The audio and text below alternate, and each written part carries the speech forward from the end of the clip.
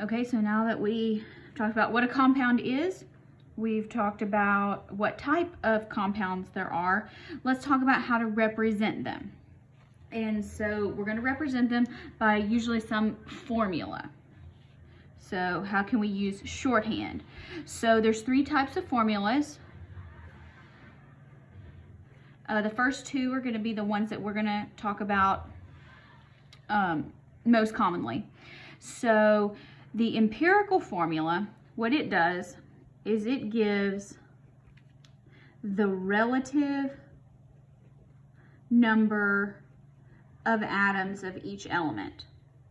And it's going to be the lowest whole number ratio. So if we're going to have hydrogen peroxide,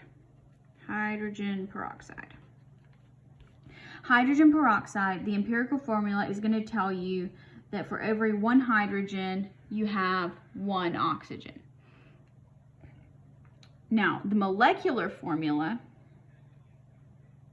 that's going to tell you the actual number of atoms of each element that are in the compound.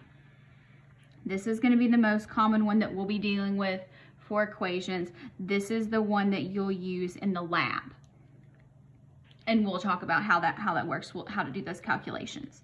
So hydrogen peroxide, now a molecular formula is nothing but a multiplier of the empirical formula. So it's possible for an empirical and a molecular formula to be the same. In the case of hydrogen peroxide, it's not. Hydrogen peroxide is actually H2O2. So when you have more than one of an atom, you put as a subscript the number beside it. So this tells you there's 2 hydrogens, there's 2 oxygens. So it goes in the bottom right as a subscript. So note, that means it's 2 times its empirical formula. Now, a structural formula is actually uses lines to show how these atoms are connected. And so there's several different ways to do structural formulas. We'll do this also again at the end of the semester. But so that tells you that what this molecule actually looks like, and we'll get into that, you know, what it looks like in 3D and things like that. So let's practice here. We're going to write the empirical formula, and we're given the molecular formula. So we want the lowest whole number ratio. So if we have C5H12, think about it as like reducing a fraction. Can we reduce that anymore? No. So it's still the same. How about Hg2Cl2? Can we reduce that? Yes, we can. Its empirical formula would just be HgCl. And how about C2H4O2?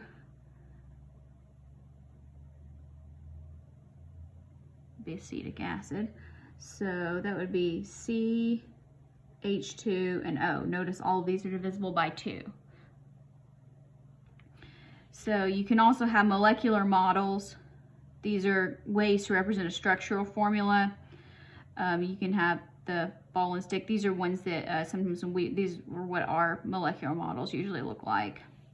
And then you can have them space filling. So basically you're looking at Mickey Mouse. These are water molecules. Hydrogen, oxygen, oxygen, hydrogen, hydrogen, oxygen, hydrogen, hydrogen. Water looks like Mickey Mouse.